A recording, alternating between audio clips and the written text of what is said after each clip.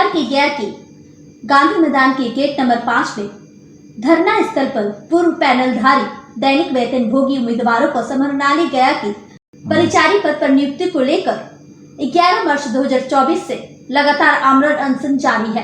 पूर्व पैनलधारी दैनिक वेतन भोगी कर्मी 2004 से 5 चयनित और नियुक्ति की प्रतीक्षा में रहे उम्मीदवारों का 2008 से 9 के बाद नियुक्ति, शेष बचे उम्मीदवारों का 2009 से 10 में भी तत्कालीन जिला पदाधिकारी के द्वारा शेष रिक्ति के विरुद्ध नवीकरण भी किया गया।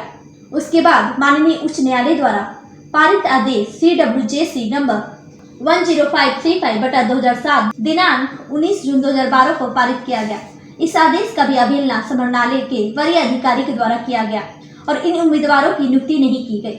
उसके बाद 2013 से 14 में समाहरणालय गया के द्वारा विज्ञापन प्रकाशित किया गया और इस विज्ञापन में बिना कोई सूचना दिए पूर्व उम्मीदवारों की उम्मीदवारी रद्द कर दी गई और इस विज्ञापन से अवैध नियुक्ति कर दी गई। उसके बाद दैनिक वेतन भोगियों में आक्रोश में आकर पुनः माननीय पटना उच्च न्यायालय के शरण में चल गए, जो माननीय उच्च न्यायालय पटना के द्वारा CWJC नंबर 18612/2019 दिनांक 18 दिसंबर 2019 को पृथक रूप से पूरे बिहार राज्य में लागू किया गया। इस आदेश को आए हुए तकरीबन 4 साल बीत गए। इसके बावजूद भी इन दैनिक वेतन भोगियों की नियुक्ति नहीं की गई और पुनः जिला पदाधिकारी गया के द्वारा 72 व्यक्तियों को अवैध रूप से नियुक्ति कर दी गई, जिससे चयनित व्यक्ति पहले से ही विज्ञापन संख्या 2013 से 14 की निरस्त सूची में है। इसी के विरोध में पूर्व पैनलधारी दैनिक वेतन भोगी कर्मी अपनी नियुक्ति संबंधी की मांगों को लेकर गांधी मैदान के गेट नंबर 5 पर 11 मार्च 2024 से लगातार जब तक इनकी मांगे बिहार सरकार और जिला पदाधिकारी गया द्वारा लिखित रूप से नहीं दी जाती तब तक इनका आमरण अनशन जारी रहेगा। गया से मगधभूमि न्यूज के लिए मनोज कुमार की रिपोर्ट। 3 दिन से आमरण अनशन में हम लोग बैठे हुए हैं।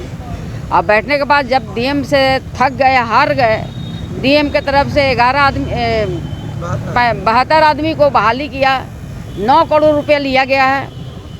लोग 9 करोड़ रुपया लेकर करके बहाली किया है।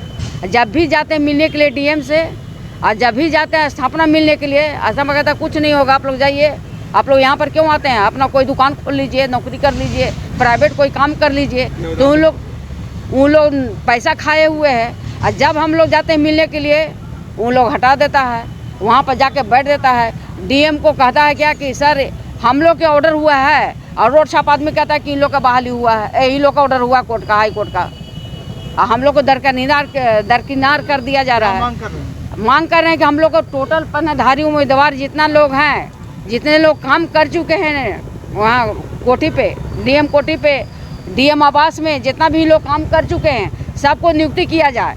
और नहीं तो आक्रोश में मरता क्या नहीं करता, हम तो लास्ट में आत्मदाह करेंगे। आत्मदाह नहीं करेंगे, डायरेक्ट DM के बैग में रख ले रहेंगे मिट्टी का तेल या पेट्रोल, अपने शरीर में देह में छिड़ा करके सीधे DM को पकड़ कर भरवारी और दोनों साफ करेंगे, न वो रहेगा और न हम रहेंगे। मेरा नाम अमित सिन्हा हुआ सर।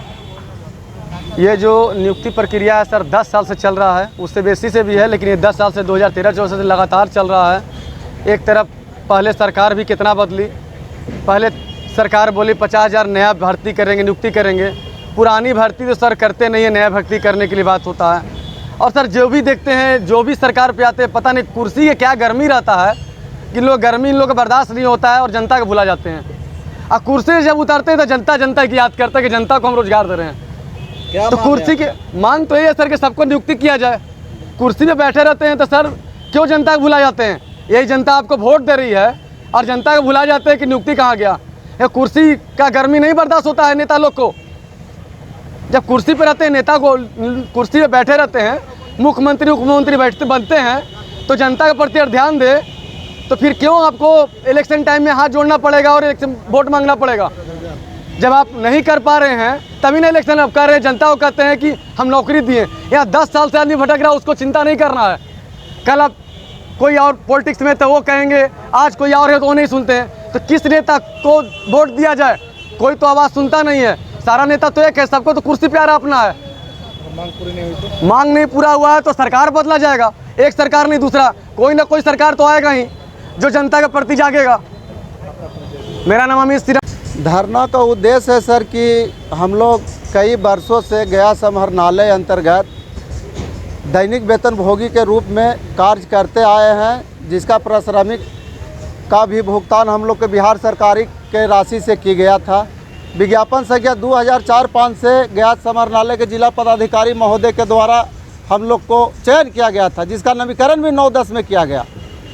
उसके बाद तत्कालीन जिला पदाधिकारी महोदय 2013-14 में नए विज्ञापन का प्रारंभ कर दिए और हम लोग जो पीछे के लोग बचे हुए थे उसमें से आधे लोग को नियुक्ति किया और आधे को छोड़ दिया और उसके बाद 13-14 के विज्ञापन में भी हम लोग को जगह नहीं दिया, समझे कि नहीं। उसके बाद हम लोग उनसे नाराज़ होकर माननीय उच्च न्यायालय के शरण में चले गए और माननीय उच्च न्यायालय के शरण में जाने के बाद 18/612/2019 का आदेश पारित दिनांक 18/12/2019 को जो हुआ वो पूरे बिहार राज्य में पृथक रूप से किया गया। इसको सभी भेदभाव को छोड़ते हुए, अवैध नियुक्तियां को हटाते हुए, जितने भी गया जिला में अवैध नियुक्ति उससे हुई थी विज्ञापन संख्या 13-14 से 18/612 के अंतर्गत सभी को हटा दिया गया।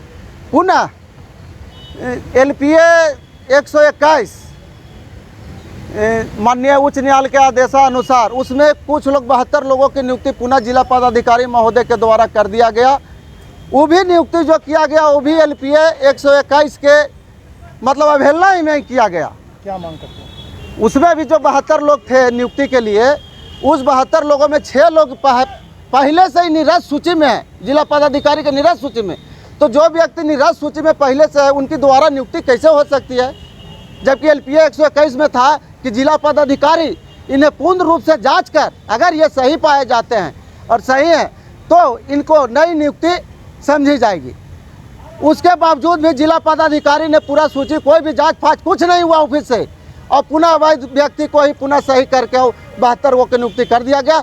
और जो कर्मचारी चयन आयोग से आवेदन ले लिया गया 18/612 के अंतर्गत, उस पर न बिहार सरकार अभी कुछ निर्णय ले रही है और न जिला पदाधिकारी साहब निर्णय ले रहे हैं।